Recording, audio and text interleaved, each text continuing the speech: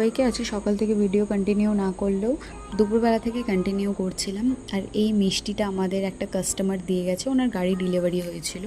তো অফিস ছুটি হওয়ার পর তো সোজা নিজের মতো বাড়ি আসি। তো আজ এসে দেখছি সবাই মিলে পুষ্পা দেখছে। আজ ছিল সানডে, তো সবাই মিলে বেশ অনেকটা টাইম স্পেন্ড করা হলো, কারণ আমার ভাইয়ের টিউশনও থাকে না, কিছুই থাকে না। তো ওরা সবাই দেখছিল আর এনজয় করছিল এই চিকেন পকোড়াটার সাথে।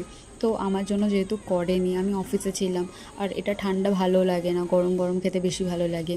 তো মা বলল যে আমি করে দিচ্ছি, তো আমি বললাম না, আজকে তুমি করবে না, আজকে এটা আমিই করব। আর চিকেন পকোড়ার ম্যারিনেশনটা মোটামুটি মা 4-5 ঘন্টা আগেই করে দেয়, তাতে চিকেনটা ভীষণই সফট হয় আর জুসি হয়। আর এইদিকে আমার কথা বলতে বলতে দেখো চিকেন পকোড়াটাও রেডি। এদিকে আমি তাও একটু ভেজে নিচ্ছিলাম।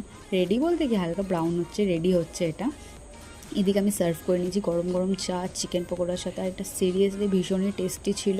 তো তোমরা সবাই জানিও আজকের ভিডিওটা কেমন লেগেছে।